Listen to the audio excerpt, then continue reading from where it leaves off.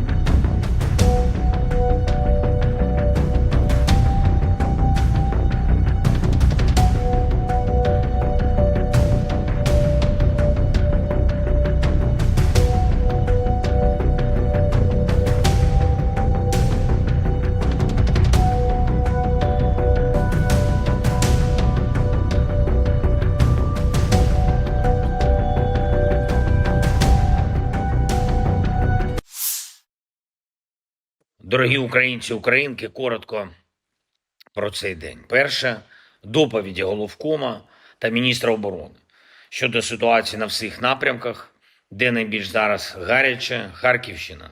Тривають наші контрударні дії, напрямок посилено, зокрема Вовчанськ та загалом прикордонні райони. Бригадний генерал Михайло Драпатий за цей напрямок відповідає безпосередньо на місці. Йому надаються необхідні засоби ураження, необхідні сили.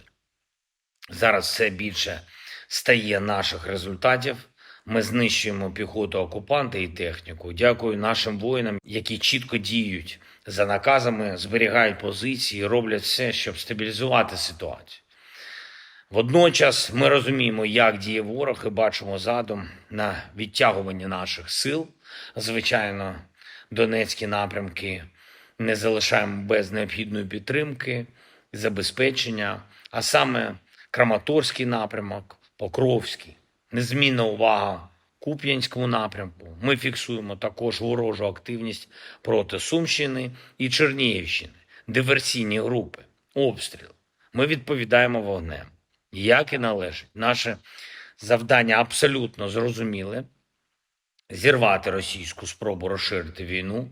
Виконання цього завдання залежить буквально від кожного, хто зараз на позиціях.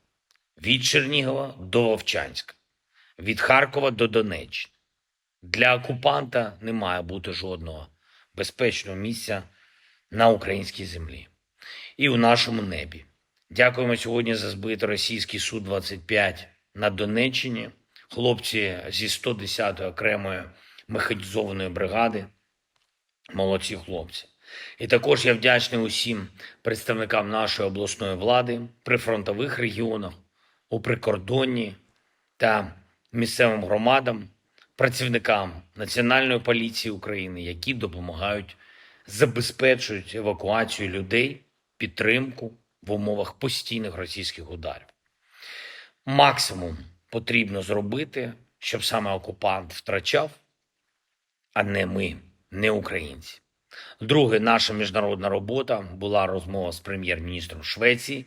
Я поінформував про ситуацію на фронті зараз, про російські спроби жорсткіше тиснути на Україну, обговорили деталі нового оборонного пакету від Швеції, можливості розширити нашу співпрацю.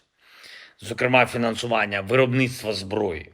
Цей проєкт в Україні і спільні проєкти.